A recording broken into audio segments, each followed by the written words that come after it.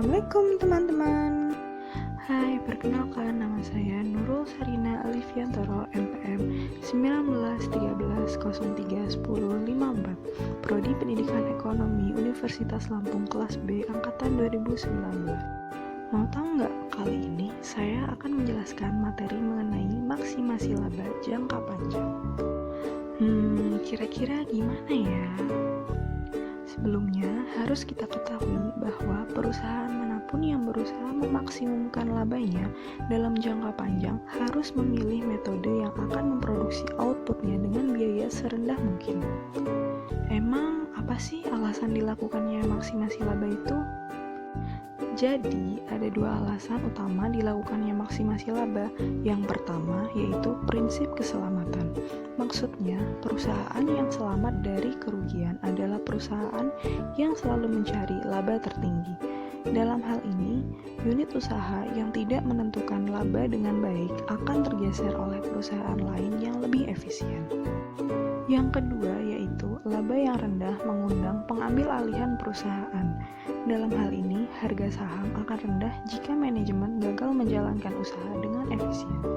Lalu, apa aja sih kaidah laba jangka panjang itu?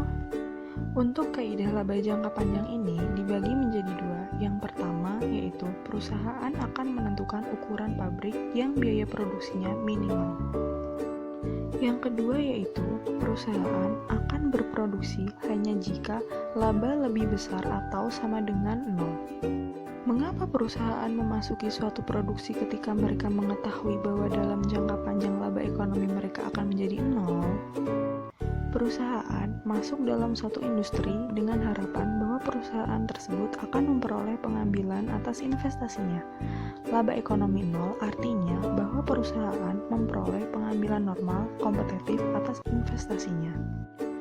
Pengambilan normal ini, yang merupakan bagian dari biaya penggunaan modal, merupakan biaya oportunitas perusahaan yang menggunakan dana untuk membeli modal daripada menginvestasikan di tempat lain.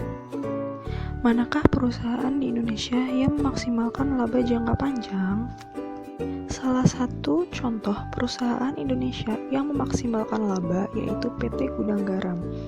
Hal ini terbukti dengan adanya laba penghasilan komprehensif yang meningkat yaitu 20,4% mencapai 4,3 triliun rupiah dengan pertumbuhan pendapatan penjualan sebesar 16,4% menjadi 5,27 triliun.